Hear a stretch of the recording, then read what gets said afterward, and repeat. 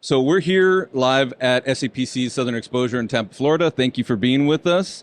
We've now been joined by Yasmani Garcia from Sweet Seasons out of McAllen, Texas. Yasmani, thanks for being with us. Thank you for having me. Sweet Seasons is also, I'm going to go out on a limb and say proud partner of the Fresh CrEd, but give me some grace there. Okay, the proud partner, a proud partner of the Fresh CrEd. So we definitely thank you for your support. If it wasn't for our partners, we couldn't do what we do. And honestly, we've shared with our audience and followers in the past, this is a passion project that Craig and I started. We both have day jobs, but the fact that after now we've done a bunch of podcasts virtually, but also 7 or 8 trade shows, I'm still loving it. I mean, it's super interesting. It keeps us busy. I think Christmas Day was the last time that I sat down. And since then, it's been go, 7 days a week. If we're not doing our, taking care of our customers for the day job, it's, working on this kind of stuff. We actually have a new product, if you will. If you know Paul Manfrey, he was out there earlier. Okay, so Paul does a vlog of sorts, or a podcast show that he puts on LinkedIn. But we joined forces with Paul, and we created the Credible Vegetable Report. With Paul Manfrey. Right, yeah. And so that's an addition to the Fresh CrEd family. So we're going to be posting that out here pretty soon on March 29th. So I guess that's a good reminder. Shameless plug. March 29th, right, Mason? Okay, perfect. So am I hearing correctly that this is your first year exhibiting here? This is, as the company, this is the first year we have a booth exhibiting, correct? Okay, that's correct. perfect. The company has showed up to this show maybe for the last 3 years, but this is the first time we actually have a booth here. What do you think?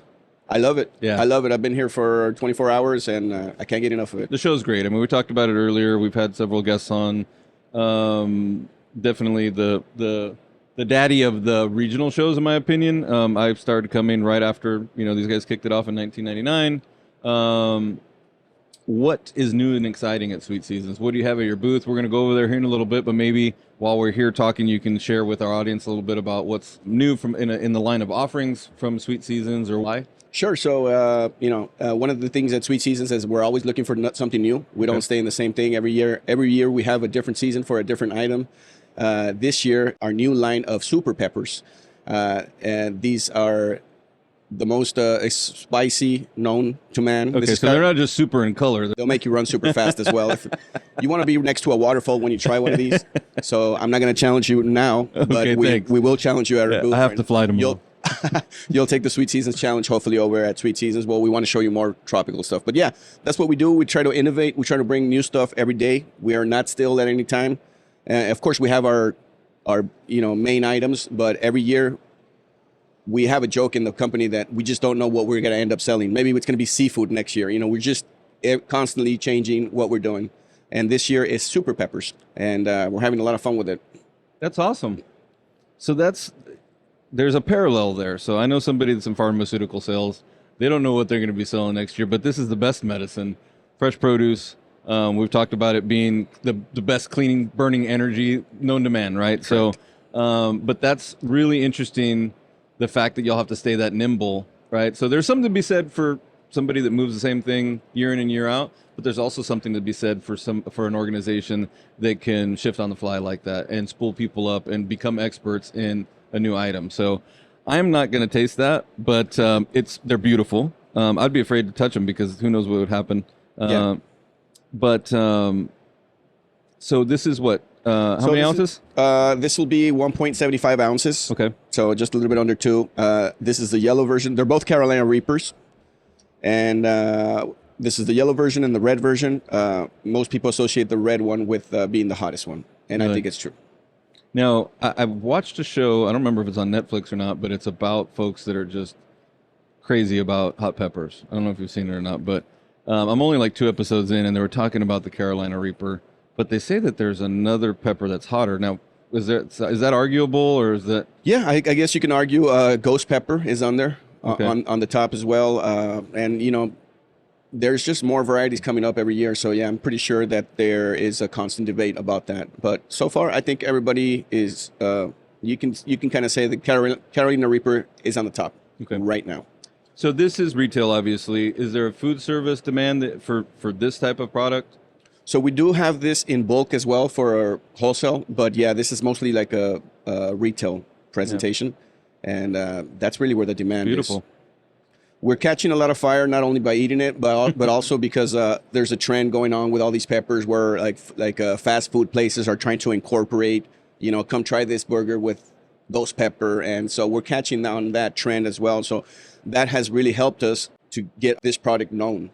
A lot of people didn't know about them, but now they start hearing that these fast food places carry it, or that maybe chips like Doritos or something like that carry them, or start incorporating it into their flavors. And that has really helped us take off. Interesting. So, but almost like a challenge as well, right? It is a challenge. Yeah, we have the Sweet Seasons Challenge, and it is a challenge, at any time to try one of these. Do not do it at home, and be sure you have the right, proper amount of water around you. Is it true that milk helps? It helps. It helps, but when it comes to Carolina Reaper, it can only do so much. Really? Yeah, it'll maybe numb you for a little bit, but after that, you're on your own. Tequila, does that help? It helps you forget. It doesn't help you overcome the spiciness. See, that's what I think I should be able to do. Like if I ate one of those, you have a bottle of Lalo's, what my favorite tequila, but okay, well we might. Let me think about it. Yeah, let me think about that. Yeah. Well, awesome. Now I know y'all supply a bunch of other items as well. Correct. So we're gonna go to the booth here in a minute, as mentioned. Correct. I think jackfruit's one of them, right? That's correct. Jackfruit, it's one of the items that we do in large scale. And you'll be able to see it when you guys walk into our booth right now. So jackfruit is interesting. So jackfruit's been on the market for a couple years now, right? If you haven't had it, I've had it a bunch of different ways. I've had it as a substitute for pulled pork. I've had it processed. Obviously, I've never actually cut one apart. I've watched YouTube videos. I hear that they're very messy and that you should probably do it outdoors. Yes. If you do it. There's a couple of tips we can incorporate to that. One of them is using or sinking your hands into olive oil, because once you cut the jackfruit, it becomes very sticky, very, very sticky, and that sticky will not leave you for a week. Is that like the same latex that a banana would expel? It's similar, but only this one will never go away. I guess the other one you can just rinse it off. This one you can't really rinse it off. So you want to use gloves, and you want to soak your gloves or your hands into olive oil. And also, whatever knife you use, hopefully it's not your favorite knife, because it's the last time you'll use it. You're kidding. Unless you also take that extra step and soak it into olive oil, and maybe you can salvage it. But most of the time, we end up losing the knife with which we cut jackfruit. Don't use your favorite knife for jackfruit. So when we see like value-added jackfruit, like the flesh itself, that's what's around the actual, I call it the nut or the pit that's correct in the fruit. That's really what all you're looking for. Okay. In there, yeah. But I hear that, I don't know where the jackfruit originated. I know it's somewhere in Central America or right. I believe it's Asian. Really? The origin could be traced back to Asia. But our jackfruit particularly comes from Mexico. Really? Yeah. Okay. So let's just say where jackfruit originated. I would assume that every part of the jackfruit was used. The fiber, the pit, the fruit, the everything, right? That's not even a thing. You don't see people doing that. No, not here. Most of the customers we have, they'll only look for the yellow slimy stuff, and that's it. That's as far as it goes. You said you used it as a substitute for pulled pork. Does that mean you're vegetarian or no? But I had it at a restaurant in McAllen. Yeah. Okay, yeah, because that's exactly what they're known for as well. Vegetarians will use jackfruit as a substitute for meat. Yeah, which doesn't make sense to me, because it's fruity. It makes sense to a lot of people. I'm pretty sure. Yeah, so that caught my attention when you said that. So, this guy's vegetarian. It's so like the flavor is. Do they say siete sabores, right? Sabores. That's how I always like to explain it. Like it tastes like a banana, papaya, mango. I compare it a lot with those yogurts that you find in a store that are multi-flavor. They could be pineapple with papaya. Mm-hmm. That's kind of what it tastes like to me. It's hard to pinpoint and say this tastes like this. It tastes like several things at the same time. So pretty cool. Yeah, it's just a lot of work to get in there. It is a lot of work. What you all sell, is it bulk or value added, or is it processed? Or currently we just do bulk. Okay. So we are looking into moving into offering it in some kind of clamshell already peeled, because we noticed that a lot of people will not go through the work, to enjoy it. Not after you. After you scared. Not after I scared people. That's part of the reason too. But you can't deny it. There's a lot of work behind it, and you have to be really a fruit lover to really. Yeah. We were talking about earlier with produce nerds. Like everybody we've had on is a produce nerd. Like you get excited about going to the store and seeing new things. Now, aside from jackfruit, what other products are y'all moving? Okay, so we're doing cacao beans right now. That's one of them, our latest items, and it's been a nice hit. This one comes from South America. We carry it in fresh. So once you slice it, you can actually eat the flesh that's around the seed, which is really slimy and not that abundant. It's really just a very, very short supply of flesh. But people are after the seeds because with the seeds, you bake them and you make chocolate. So that's really, if you're into that, that's kind of like a nice thing to do at home. You can make your own chocolate. That's interesting. I'm looking forward to seeing that. We'll see it at the booth right now. Okay, perfect.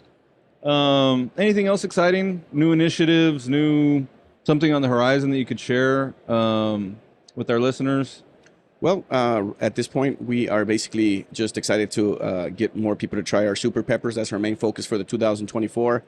Other items that we... That's for the whole year. That'll be... Supply. Yes, that'll be in supply for the whole year. We started slow, but the supply is catching up, or demand is catching up, so we're trying to keep up with it. So that's going to be our main focus for this year. We don't know how the year is going to end. We're probably going to bring something crazy from a different country. We're always looking for that. Have you thought about entering any of these in a contest? You know, they have these pepper eating contests. We actually just had a contest in Mexico with it was Walmart squad leaders, and they went in and they were challenged to try these. And there's a whole video behind it. It'll be in our. That's awesome. Again, we're gonna have the challenge right now. Don't well, tell. I'll watch somebody, but yeah, you'll watch it. You'll. All right. Hell, I'll even pay somebody, but I can't. If I was at home, I would do it. But yeah. You do have to be in the right scenario to try that. I have to be in a safe spot.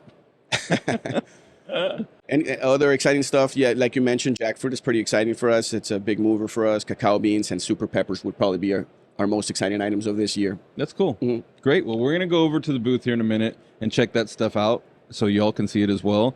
We'll watch Mason do the Carolina Reaper Challenge. Huh? Well, I've got a 20 on me, I think. Is that enough? I'll add another 20, and we'll pitch in. We'll get you a nice price. Hey, it's getting interesting now, buddy. Okay, so seriously, thanks for the support. Thank you for being here. Sweet Seasons, we really appreciate it. Thank you for having us. Thank you. Welcome to booth 913. On this side, we have our exotic fruits, got lychee, dragon fruit. We got all types of mangoes over here. The section that we were talking about before back in the booth, these are the peppers. I got some Asian vegetables on this side.